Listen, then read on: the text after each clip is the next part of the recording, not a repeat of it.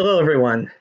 Former U.S. President Woodrow Wilson, who had a PhD, by the way, once said, "I use all the brains I have and all the brains I can borrow." Well, today I'm borrowing some brains. Each Tuesday morning from 11 to 11:30, I get involved in an online prayer group through Zoom with many CBOQ pastors like myself and some of the CBOQ staff members. It's a wonderful time of mutual prayer.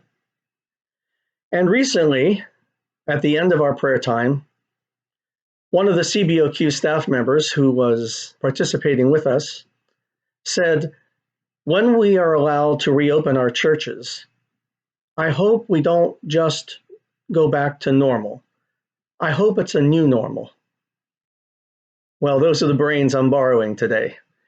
I hope it's a new normal, he said. And that got me thinking. And my mind went to the words of Jesus in John's Gospel.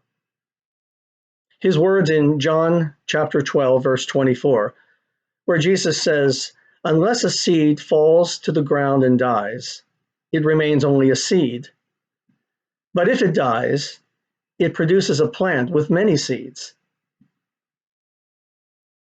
Perhaps we need to think of what needs to die in our own individual personal lives so that God can create new growth. And what needs to die in our churches, in our congregations, so that God can bring new growth, new life. Remember, after the crucifixion, there was resurrection. After Jesus died, he rose again. We need to think about when we return to our church buildings and resume our public worship. Do we just go back to normal the way it was? Is it just business as usual? Nothing changes? Or have we changed as individual Christians through this COVID-19 pandemic? Have we changed for the better? And the changes that God has brought about in our own personal lives, he can do in our corporate lives, our community life as congregations, even as our own church at King Street Baptist. We need to think long and hard, and we need to pray and ask the Lord, what do we need to change when we go back to the building? What needs to die to be resurrected into something new, brand new, and exciting, and better? God doesn't want us simply to be on a plateau. He doesn't want us to simply be in park in our faith. He wants us to be in drive, to go forward. And we can't stay the same and go forward.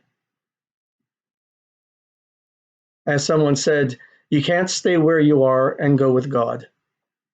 Something has to change. Actually, someone has to change. You and me and each one of us have to change. And hopefully we are changed for the better after this coronavirus crisis is over. After we're allowed to return to our church buildings, and it's not just business as usual, but it's new business. The seed has to die in order for there to be life and growth. We don't buy a packet of seeds and keep them in the package. That's not the purpose. The purpose is to put the seeds into the ground to allow the seed to die so that it can sprout, so that it can grow, so that it can live and blossom in a wonderful way. Maybe we're too comfortable with our seed life, just remaining seeds. But we need to realize that we need to break out of the seed package. And we need, even as a church, to break out of our seed mentality and just say, enough is enough. We can't just simply stay the way we are and just do things the way we did with no change whatsoever. I really believe that God is going to lead us back to our church buildings, but to a new normal. He's going to press the reset button for us individually and as a church. And it's exciting what lies ahead. If only we're willing to let some things die, so better things will live. There's a beautiful hymn called In the Bulb There Is a Flower.